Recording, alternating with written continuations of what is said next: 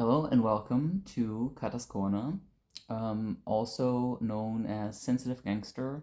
If anyone knows me from other videos, probably not because I'm not very popular, but that's fine because this is mostly for me, and if anybody feels called or sees these videos and connects to it, it's great.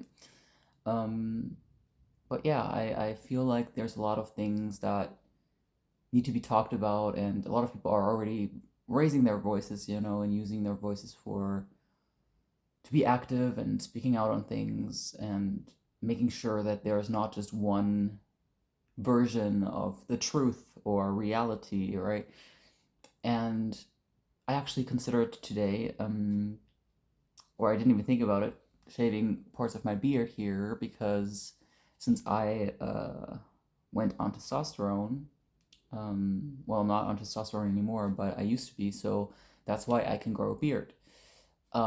Which I appreciate that, but some people don't necessarily like people who look visibly queer, and that can be very dangerous to be visibly queer in certain spaces. So, just literally living your everyday life is can be very scary, and you will make choices based on how you are perceived potentially because of safety issues. And I just think that it's important to talk about these things, especially because I think people who are not queer or not in that position don't really understand what that's like. And then again, I am, quite a privileged person. I'm white and am mostly perceived as a white woman nowadays, which obviously puts me into a privileged position. So I just, yeah, want to try to use that as I can and share experiences and I don't know if this is ever even going to reach anybody, but if it does, that's great. If it doesn't, that's maybe even good for me to keep me safe, but I don't know. It's very difficult, and unfortunately a lot of people have to be very silent right now and are being silenced, but I think I thought that was the answer, to hide. But I don't really believe that. I don't really believe that in my heart that that's the right thing to do. Then again, I understand that there are people in positions where it's extremely dangerous and you just cannot afford to sidestep at all. Which is why, again, it comes back to privilege. But yeah, I'm really unsure about these things because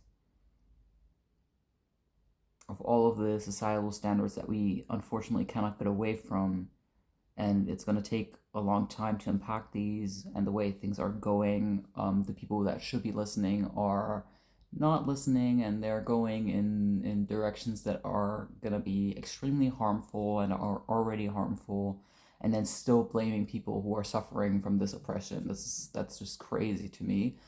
But that is essentially what whiteness is, because whiteness makes you really blind. Like, not meaning, oh, you have white skin, but whiteness politically, having living in these hierarchies, right? And benefiting from whiteness, and how whiteness is the standard and normal, seen as normal, and everything else is deviant from it, rather than seeing everything as diverse as we actually are as human beings, right? Like that's kind of the point. But I don't know. It's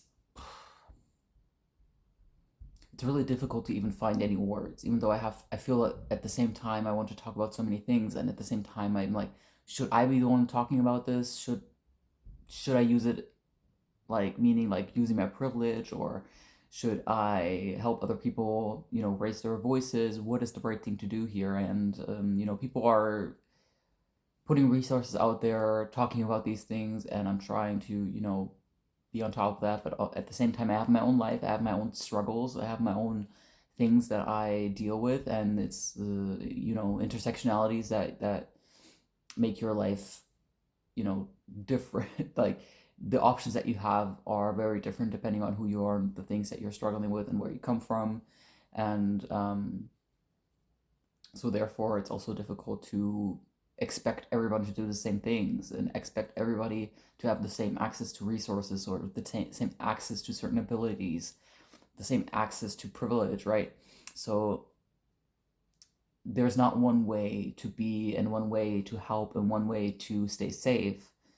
So I think that's just important to mention here. And I like anybody who sees this and actually resonates with this and has this kind of experience. I just want to, you know, let you know that, because that's kind of what I've been thinking about. You know, it's important to me. I care a lot, of course, not just because I am directly affected, but also because a bunch of people that I know and are close to my heart are even more affected by it. So therefore, you know, and then again, I also have people in my life who are more privileged and aren't even that aware of that.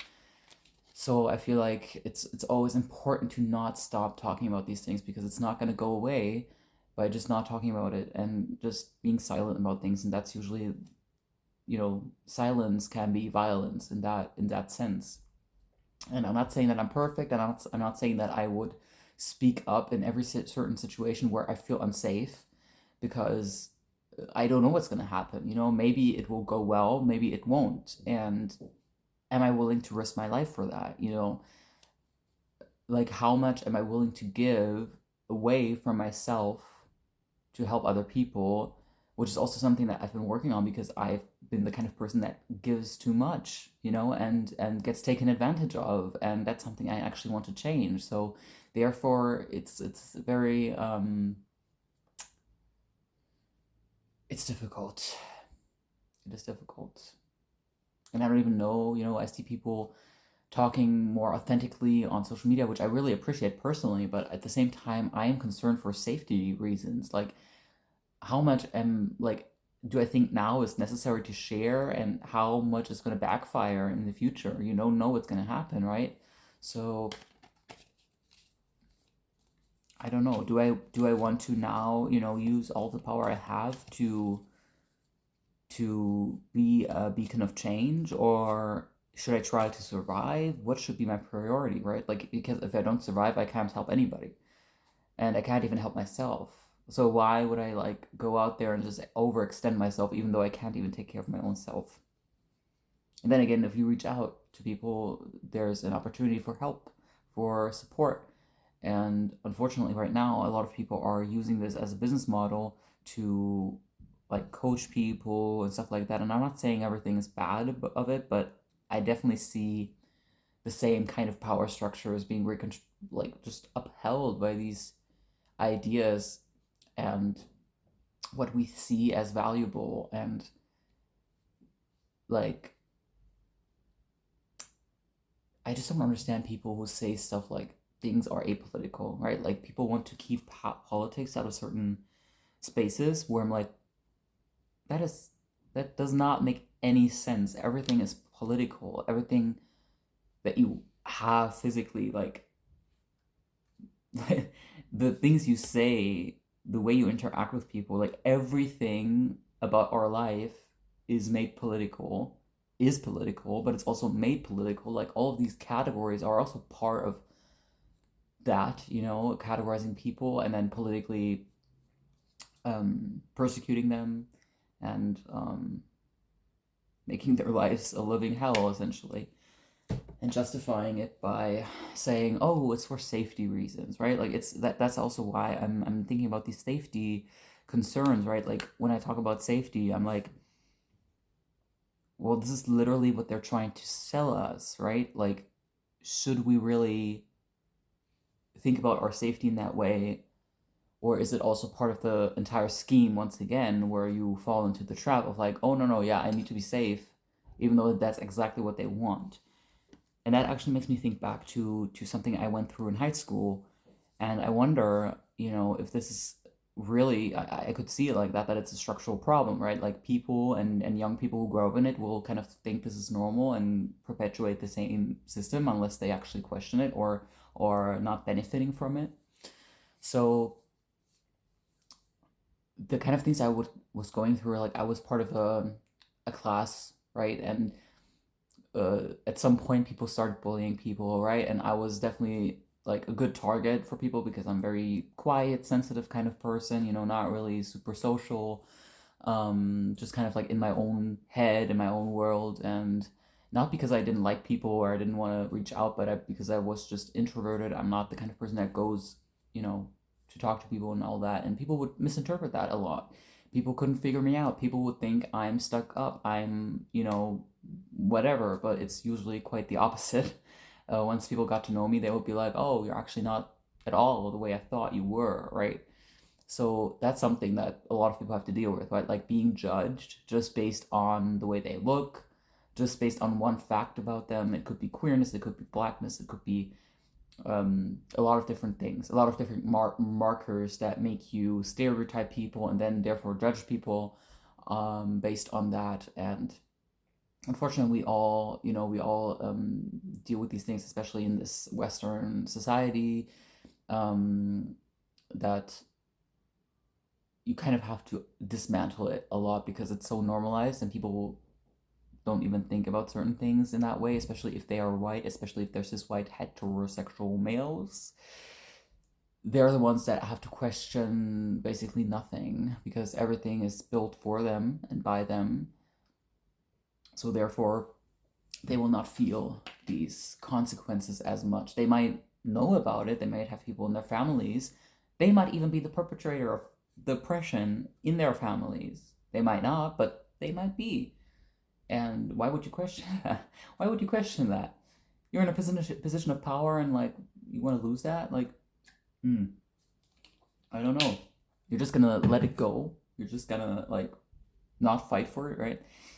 I don't know. It's very tricky to talk about these things and continuously having this experience of talking about your own experience and then being dismissed for it, being like not being taken seriously essentially, and then only certain people will take you seriously who also have a similar experience or have a similar, you know, part of a similar demographic. And that's why it's very difficult to even make people understand who are so incredibly privileged and don't even get that and think that's their birthright, like their birthright to control other people, to have other people be subordinate to them, to not have their authority questioned. And that is dangerous. That is extremely dangerous, and it's happening in our generation, and that is bad. It's bad. And I think it's very harmful to minimize all of these things and be like, oh yeah, it's not a big deal, like things are gonna work out and this and that.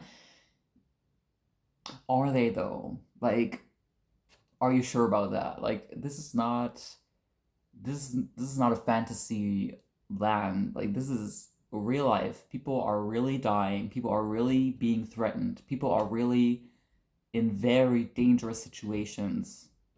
And not just like, I'm not just talking about actual war zones. I'm talking about quote unquote civilized societies, right? That have this way of portraying themselves as the good ones and we are safe, we are this, we are that. We are all the things on paper, but then when you look at the lived reality of people, it's very different. Very different. Which is why it's so important to talk about these things, which is why it's so important to highlight that, because of course, I know this because I lived through it. But if someone, like, for example, immigrates to a country like, let's say, for example, Germany, a very good example because a lot of people have a good view from the outside on Germany because of lots of different things, but they don't really understand the lived reality until they get here, until they actually experience racism, until they actually experience exclusion and a lot of difficulty, a lot of hurdles that are put into their way to make their life even harder, to make it incentivized for them to leave because nobody actually wants them here, right? And I'm not saying that's actually the truth, but it's like the government and the, you know, certain people don't want it and push for it and use propaganda to do that. You know, it's not necessarily the reality of how people actually feel about people coming here. Um, but yeah, um, it's difficult. And it's okay to acknowledge that. It's actually necessary to acknowledge that, I think, because nothing is going to change. Nothing is going to change if you don't fucking fight for it. And people have fought for the rights we have.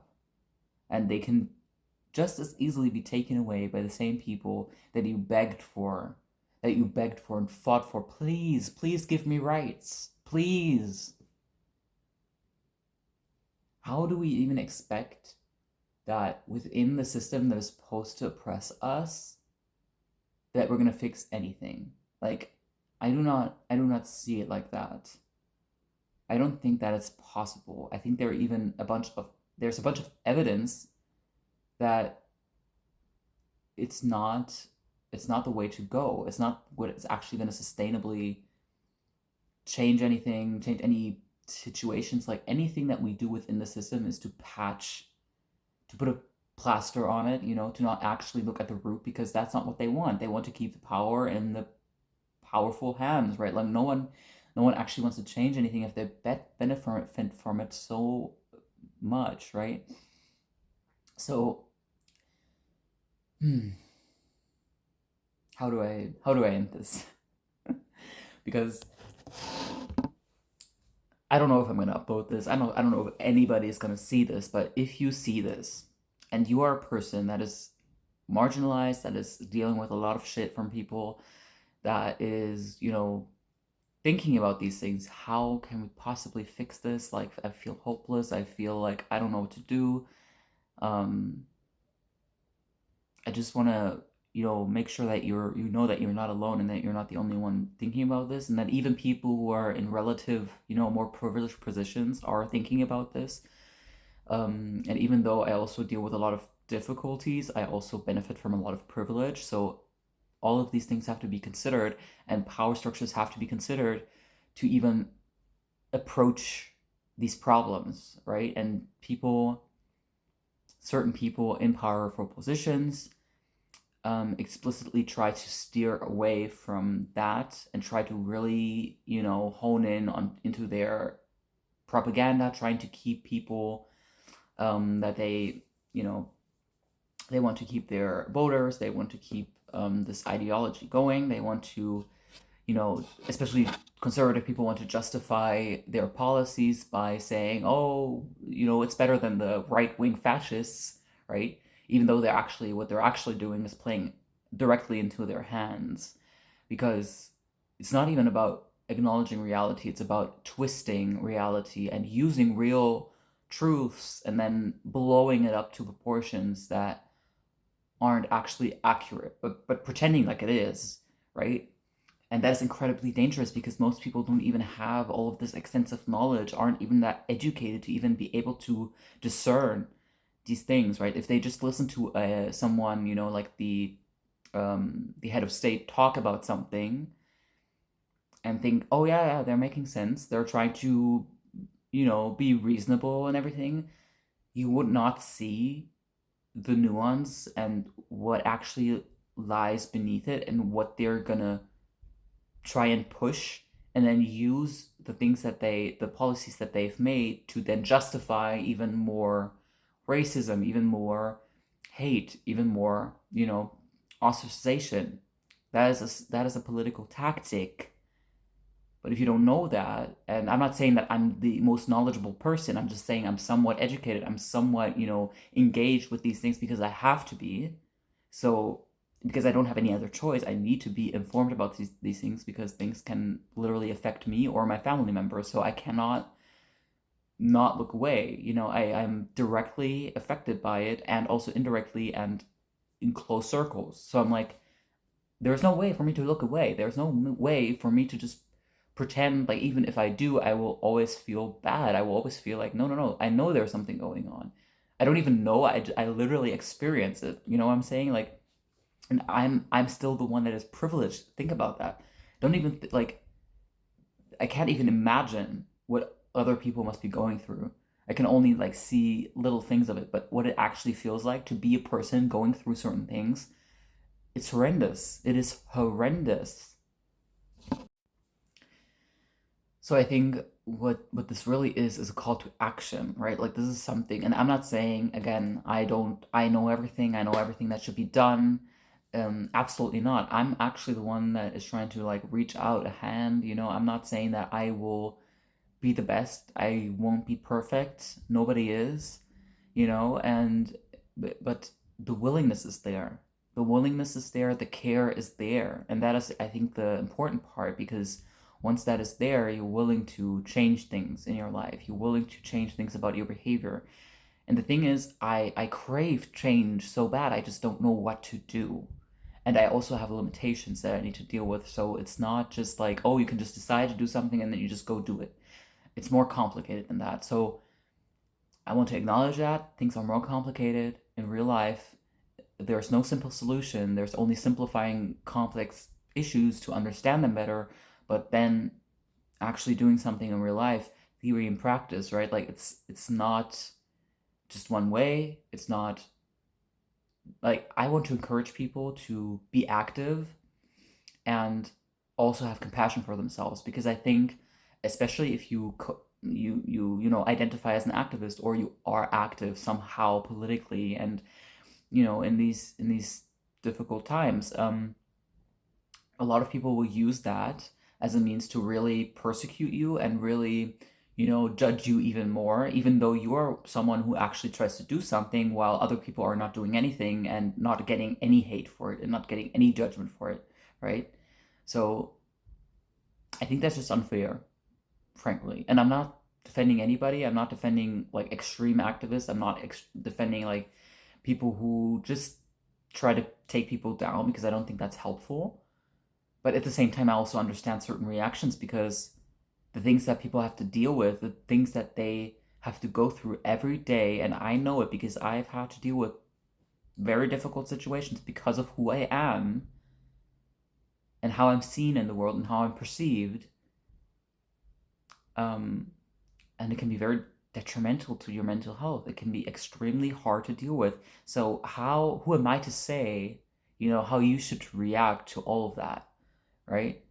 And I frequently have situations where I'm just completely like reactive, explosive, because I'm so fed up with dealing with certain things that I've been dealing with again and again and again. I've been trying to talk to people, I've been trying to speak up, and I cannot get through to them. And it is incredibly frustrating. It is incredibly frustrating. It hurts. It hurts every day.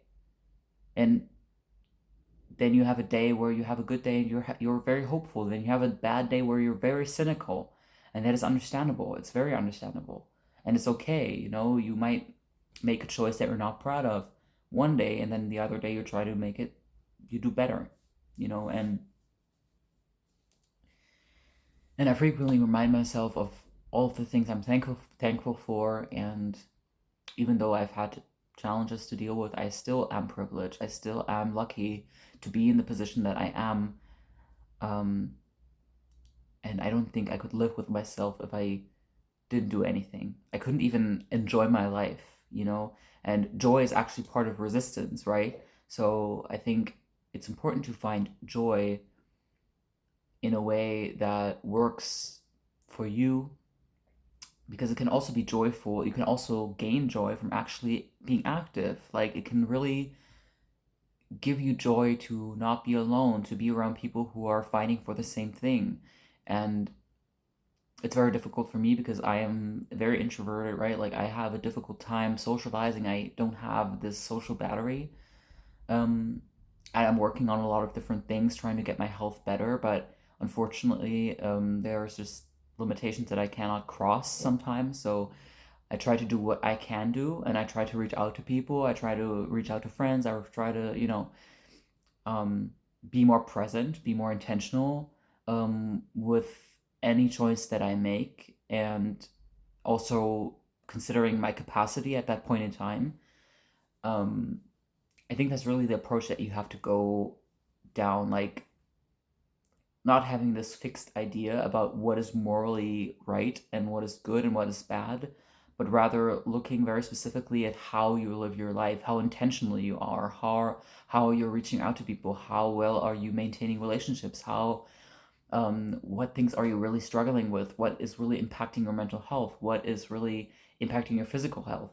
Really, and that's what I think is the good part of looking within, not looking away, but making sure that you're able to look there and actually do something about it. Because I think that's something that maybe a lot of people feel, especially people who may be privileged, maybe have this white blindness. um, I would hope to reach those people as well, because it's important, because you actually have a privileged position to do something, right? So I want to give people hope that are in those positions, and to give people the safety and the network to feel safe enough to do something, because they know that they will have people defending them, right? And this is why marginalized people depend on allyship, right? Because the groups of people are so small that they cannot adequately defend themselves, even if every single person of those people would do something, or were able to somehow speak out politically, or without any consequences, right? So that's why this is important. That's why allyship is important. That's why thinking about these things, even if they don't directly affect you, is important. And you also have to understand how, even if things don't affect you, how much you are part of the same system, of a country, of a group of people who are benefiting from oppression, who are oppressing people unknowingly sometimes. Like, I'm sometimes really surprised at how ignorant, not intentionally ignorant, people are, how much they don't even understand their impact in the world. And that's why I think it's so important to talk about it without shame. It's not about shaming people, it's about making people aware and asking them for accountability, you know? And it's hard, it's not easy, and it's not comfortable. It's not supposed to be comfortable. It's not comfortable living in these conditions. It's not comfortable being discriminated against. It's not comfortable being ostracized by an entire society. It's not comfortable. So maybe you should start being uncomfortable. Maybe that's a fair thing to ask of you, you know? And I'm saying this to myself, I'm saying this to other people, I'm saying this to people who, in certain situations, are privileged and think, and I also want to talk to people who think that they're doing the right thing, because sometimes people will, especially those who just come from a privileged background, they don't have anything else that they think is normal. They have to learn it themselves and unlearn certain things. They might have a certain agenda and think this is the thing that we need to do, and they will not consider the harms that it does. They will not consider that it doesn't work for everybody. And I think that's important. I think that's something that I had to learn. I think that's something that a lot of people have to learn, especially those who are activists, especially those who are white, especially those who are privileged.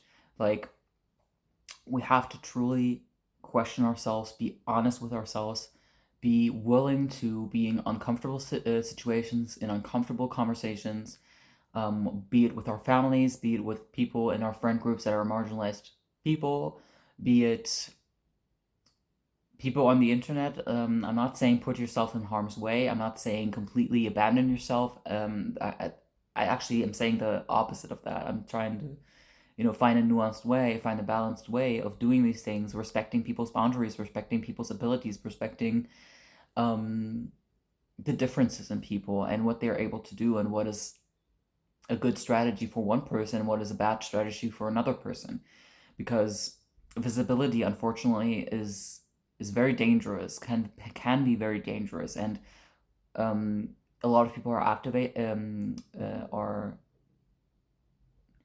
advocating for visibility, which I understand, and I actually, in that part, I do agree with it. But at the same time, I also see the dangers in it. So it's not that easy to just say, oh, we just have to be more visible, oh, we just have to do this. Like, it's not simple. There's not a simple solution to this, and there's not one way, and there shouldn't even be. Like, if we want to actually be activists, especially as white people, um, we have to acknowledge this normalization, right? Like, this normalization of this is the standard, right? Like, we are so used to that type of mentality that whiteness is neutral, whiteness is the default, even though it is absolutely not. It is absolutely not. Which is why then there's a good chance that we will fall into the trap of thinking, oh, if I think something is a good way to do things, then that is the good way to do things, and everybody else around me should do the same thing, and then it will work out. But unfortunately, that's not the truth. That is not the whole truth. And I think we have to sit with that. We have to sit with uncomfortable feelings. We have to sit with being the bad person. We have to sit with being the villain sometimes. We have to. There's no other way to actually heal in that way. Like, heal in a way that is not like trying to spiritually bypass, trying to like exactly like only focus on yourself and not care about anybody else. Like, that's not gonna work. That is not gonna work. It's just not. And we have to think about healing in a different way. We have to think about healing relationships with people. We have to think about healing trust. We have to think about healing our bodies. We have to think about healing our minds. We have to think about healing in a way that is intersectional, that is thinking about people that are continuously not thought of. Because the system, that's why I talked about the system again, because the system is not built with certain people in mind, which is why either there has to be a huge reform, which is extremely difficult to do because the people who are in power are not interested in that, and it's very difficult to even get to those places in power. It's even made in a way that it's very difficult and it's not supposed to actually happen. It's just supposed to give you that feeling so that you just shut up and just take what you get. And that's not what I'm all about. Oh no. Oh no. All right. I think I said my piece for now, but I really do. If anybody sees this, I don't think anybody's even gonna see this, but if you do, that you just think about it, that it resonates with you on some level, that you might feel empowered to talk to people in your family, to reach out to people that maybe even you have had broken relationships with. I'm not saying put yourself in harm's way, overextend yourself. I'm saying be safe and take care of yourself, but don't look away and think about how you're doing things and think about your own ways of thinking and think about how you're still impacted by certain things and how you're benefiting from certain things, and think about different ways to change your behavior, to change the world, make it just a little bit of a better place, a little bit of a safer place for people that are not safe at all right now. And maybe make people who are continuously feel very safe in this country or society, to make them feel uncomfortable. And I feel like it already is working because people, especially white men, wouldn't be complaining about white racism right now, which is crazy to me. If something didn't shift, right? Like, this is something that wasn't talked about. Oh, male loneliness epidemic, and the privileged people are now being the victims, right? And that is incredible to me. That is incredible. I cannot understand it. I can only understand it from a point of view that someone who is completely unreflective about their own behavior and their own privilege. That's the only way I can understand that. So please, I urge you, especially if you are very privileged, especially if you're white, cis, hetero male, you need to think about what you're saying, and what friends of you are saying and what people in your community are saying, because that is extremely dangerous. People have been silenced for so long, and I cannot even be like, oh, woe is me, because I am not the one who is suffering as extremely as the people who we persecute, who we like, you know what I'm saying? Like, people are being exploited for me to even be able to have a phone right now to record myself, to talk about these things. Like, how twisted is our reality? But at the same time, I'm like, I'd rather do something than just sit here and do nothing and just be mindless, right? Like, just completely, like, I wouldn't be able to exist if I didn't completely, like, shoot my brain out and just do nothing, right? Like I couldn't exist like that. I would really have to be on substances to be able to accept that reality. So, and funnily enough, I am, because people are continuously medicated for depression, for all of their symptoms that they're having that are rooted in the way we do things in our system. But no one wants to look there. No, just take this medication. Just do this. We're creating the problem, and then we're creating the solution for you. And nobody ever questions it. Ugh. And if you do, you have a problem anyways, because then you're gonna be labeled as a bunch of things, and it's not good. It's not fair, and I just want to say that I'm gonna love you and leave you, and I really hope that it's gonna get better, and I hope that people are gonna listen, and I hope that people are gonna do something, and I hope um, people will be thinking, like, if they want to do something, I also want to make sure that they're thinking of different abilities, and that not everybody can do a thing one way. Not everybody can go to a protest. Not everybody can communicate in the best way, you know. Not everybody has the same abilities. Not everybody, that doesn't mean that they don't care. That doesn't mean that they're not personally affected themselves. So it's always important to look at who is actually responsible, who should take accountability for their actions and for their silence.